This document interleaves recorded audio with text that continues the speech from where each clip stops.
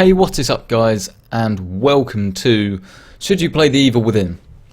Well, The Evil Within is the new game that has come out. It's all about scaring you. It's a tense action horror thriller, and it's available on PC, Xbox One and PlayStation 4. It might be on last gen as well, I can't actually remember. Obviously this is the PC version. As always, we start with the options menu. You can see we've got the difficulty on survival, which is just the normal one, and there's a lesser one and a higher one. And you can see we've got quite a good selection of control options because we can change all of the keyboard bindings. I actually prefer to play this game with the keyboard rather than the controller. I have played it on both a smallish 24-inch 1080p monitor and a 48-inch 4K TV. The graphics, there aren't that many things to change. You've got this thing which I advise putting on 0. It's up to you. That is changing how grainy the image is. So if you want it to be really grainy, you can have it grainy if you want. Not for me. But yeah, the only real options that we've got is screen space, ambient occlusion, reflections, and shadow quality. Obviously anti-aliasing is pretty standard. Motion blur I've got disabled. You can enable that if you want. But there's not really much things that you can change, so if you don't meet the minimum or recommended requirements, then there's not actually that much you can turn down to accommodate for that. Audio options is pretty standard. There's not anything really to write home about. But the thing you need to do is you need to go into the insert menu. If you just Google Evil Within and then uncap FPS, it will tell you how to do this. But you need to open the console, and then you need to type in this, which is r_swap interval, and then you need to type -1. That's not -1, -1, and then that will uncap your frames to 60 rather than the standard cap of 30, which is not recommended for me. But they don't recommend that you uncap it. They say that they'll fix any issues that they have if it runs at 60, but anything beyond that, if you set it completely uncapped, is going to not be fixed.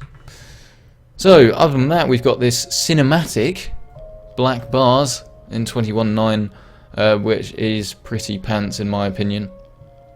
Basically, well, I don't know whether they did it because the consoles couldn't maybe render 16:9, I'm not entirely sure, but it's a shame that there is no option to get rid of it on PC, because obviously that is something I think a lot of people would want to do.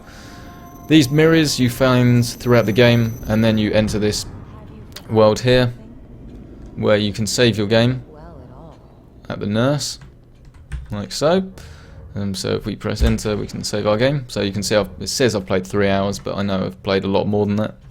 I don't think that includes how many times you die and things like that. Then this is the chair where we can upgrade our abilities. So you just sit down in the chair, and then similar, I guess, to like the Resident Evil sort of system, you will see that we've got all these things we can change. So I don't have many points at the moment, so there's not too much that I can do. What can I even do anything? Well, I can change the reload time, clip capacity. That's not really going to help. Accuracy, no. They're pretty naff, aren't they? Increase the amount of handgun ammunition, that's probably quite useful. Yes. And then you can see like it's like, yeah, brutally attacked, if you like, by the chair. And then we're all upgraded and we're ready to go. So, the gameplay, the story, what's it all about? Well, the gameplay I'll touch on obviously as we get to it, but the story is essentially you are this private investigator, detective, and then you turn up this murder scene, so this homicide, and then kind of everything just goes a bit to pot. There's not really that much more detail I can give because not that much is given. Just these strange things have started happening, and then you're being flashed all over the place to these different places. And so now you can see we're in this horrible murky corridor. The particle effects are quite nice. The game itself actually at 1080p looks quite good, which is the stark contrast to what it looked like on the 4K TV, just because, as you can probably see, a lot of the textures are actually quite low rent. I don't know really how much you can tell, but that's not too much of an issue if you're playing at 1080p. Anything higher than that and things are going to stick out like a sore thumb, especially if you're playing at 4K. So it's not a major issue for most of us, but if you have just bought a swanky new 4K monitor, this game isn't going to show it off at all. That said, the lighting system is very good and the sounds are excellent as well. I'm not gonna lie, I have already sorted out the enemy in this corridor. I won't tell you how you do it. Mysterious opening door. Swanky. So these are the jars that you can pick up that will get you your ability points that you can spend to upgrade stuff. Then outside of this, I have no idea what to do, where we need to go. So we can sneak around, or we can just walk normally. We can pick up things like bottles in the environment, almost like Last of Us style, to throw at people and distract things. You can use it as a melee weapon, but it's not really that effective. Eerie. So it looks like I'm going to have to jump down.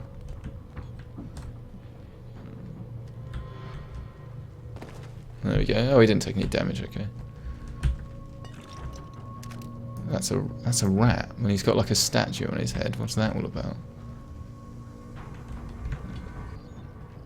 Ooh.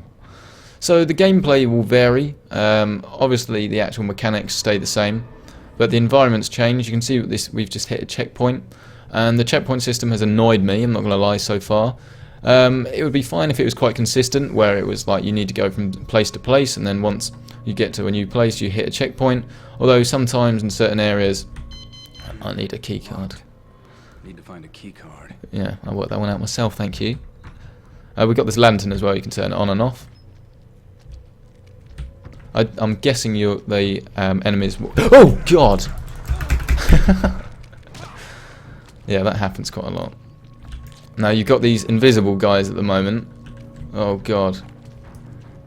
That you need to kind of track where they are. Ooh. Oh no, I've failed. I worked it out. This was really annoying me before. This is actually the third time I've filmed this impressions video, because I didn't realise the invisible guys. You've kind of got to. They don't just appear. They are walking around, and they're invisible. I'm going to switch to a controller now, I think, just because that makes less noise. Okay, yep, no, I was going to say I thought it didn't work, but no, it's fine. So yeah, we've got this torch. I'm not sure how much it's going to help. There you go, you can see, like, we can see where he was. Oh! Melee doesn't really help much. Bang. What we want to do with these guys, we want to get them on the floor. Oh, just go down. No, it's all over. It's all over. Oh no, okay. And then you can see we have this window to burn them, but this is one of the biggest issues I have with the game. The window is like a second, if that, and then sometimes they just get back up again. And this isn't just this one enemy, this has been happening throughout the game, and that is probably the thing that has been annoying me the most outside of that checkpoint system. Some enemies you need to burn, some you don't. I'm not sure how consistent it is between the enemies that you do and don't need to burn. But at least give me a chance to actually, you know, kill him. Oh, right, he's gone. I don't know where he is. Oh no. There he is. So look, there you go. I've got a window to burn. And now he's just up again. What's that all about? And then obviously I'm dead, so there's not much I can do about that. And this is kind of the mood I've been feeling throughout the game. It's actually set up very nicely. The environments are pretty good. You know, the mise en scène, if we were doing media studies at A-level, is very good. Like I say, the lighting's top notch, but then just there are some things that just are very annoying and can't really be helped. Like this burn system. If I'm honest, I'd rather it just wasn't there. Oh, alright, that was my fault. I'll be able to get rid of him. So here you go, invisible. There you go. Oh, I missed. Alright, that's my fault. Don't know where he is.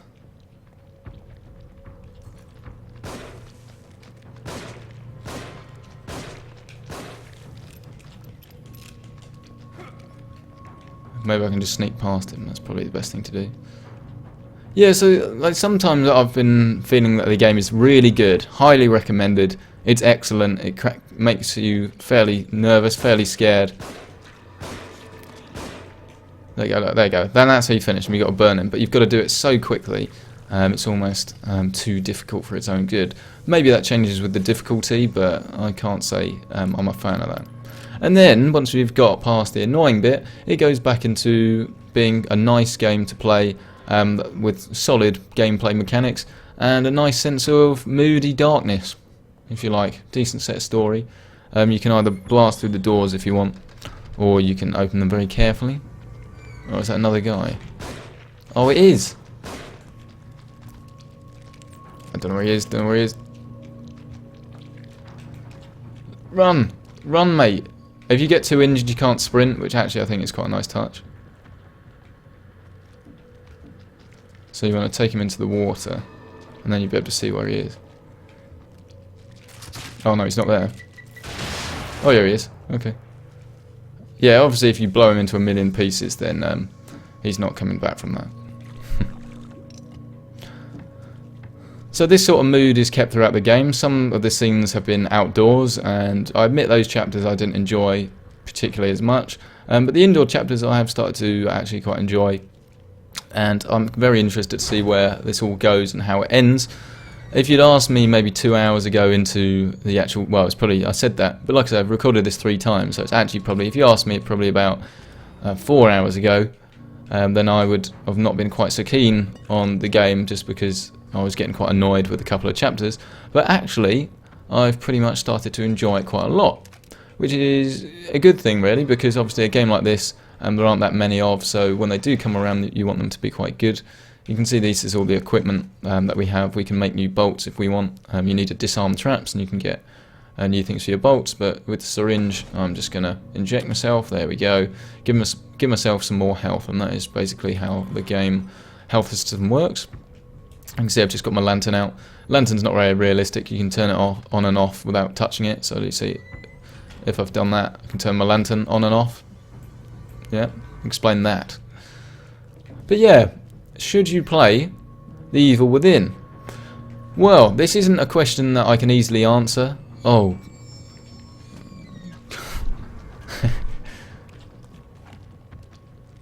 Oh god, is there a guy? I can hear someone. Oh no. Yep. I'm out. No, no, leave, leave, go, go, go, go, go, go. I don't know if cheesing it is actually going to be a solution, but either way, I'm going to try. I'm going to try. That's not the right way. That's not the right way. Where am I going? Oh no, he's here. He's here. He's here. They can break down the doors. Oh, maybe it's through here. Is this the right way? Yes.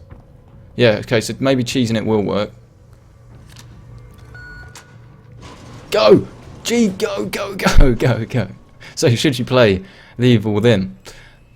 This is, oh, hold on a minute, who's that?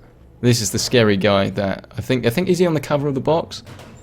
I don't know, we have no idea who he is, but he's a supernatural being. Ooh. So should you play?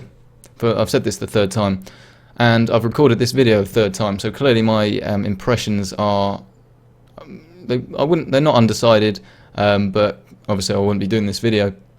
But it's quite a difficult... Okay. That doesn't... Is that meant to happen? I'm guessing it is. Ooh. Eerie. Yeah, so I actually quite like the game. I don't think it's meant to have done this blur thing. I'm not sure if that's a bug or not. Maybe it is, maybe it isn't. You never know with this game whether it's meant to do it or not. I guess that's kind of the point. If you like this sort of genre... Oh, there we go. Yeah, okay, maybe it was meant to do that. If you like this genre, then yes, actually, it's a good... This is clearly a trap. Then it's actually quite a solid game, and although it has... Oh. Although it has annoyed me from time to time, actually I am looking forward to playing it some more and... Oh, is that a... I'm looking forward to playing it some more and finding out sort of what happens. Oh, this is really eerie. If you don't like a scary game, then probably this isn't for you. If you like a game that is a absolutely perfect PC port, then you're maybe going to be slightly disappointed as well. These spikes will come out from the floor. There's a load of weird traps. Oh, there's loads of them. Oh, I think that... Oh, okay. Right, yeah, I got it. Yeah, so I think you should play The Evil Within if this is your sort of game. If it's not your sort of game, then obviously it's not going to change that. If you like a flawless PC port, then you're going to be disappointed. If you want a game that pushes the boundaries of graphics, then you're going to be disappointed. But if you want a game that's a little bit different, you've got the time to kind of put into it, because it is it's about 15-ish chapters long. It's about an hour a chapter, so it's about 15 to 20-ish hours long, depending on how good you are. There's more difficulties to do, things like that. And actually, in quite a saturated market with loads of different games at the moment, it's quite nice to see something that's a little bit different. Where on earth am I going? So I think I'll leave it there. So if this is your sort of game, then it may well be worth picking up actually at full price, as although it has annoyed me, I'm looking forward to playing it some more. If you're not entirely convinced by the fact that the PC port doesn't have all the options that we're used to having, then maybe you should wait a little bit until it's a little bit cheaper. And obviously if you don't like this sort of genre of game, then I don't think it's going to change your opinion of them. So thank you so much for checking out this video. Like I say, third time lucky. There's plenty more videos coming up very soon. I've never been more busy on the channel, which is the way I like it. Should be getting my hands on a Galaxy Note 4 very soon as well as the other games that are coming out this year, as well as there's a Roccat mouse review coming out very soon as well. But there's loads of stuff coming. So thanks for sticking with the channel. If you like this video and you want to see more reviews, subscribe to PC Centric. Or if you want to see more videos on PCs, gaming technology in general, then subscribe to PC Centric as well. Thank you so much for watching this video. Don't forget to give it a like if you liked it, dislike if you disliked it, but either way, let me know what you thought of it with a comment below. Thanks for watching, and I will see you next time.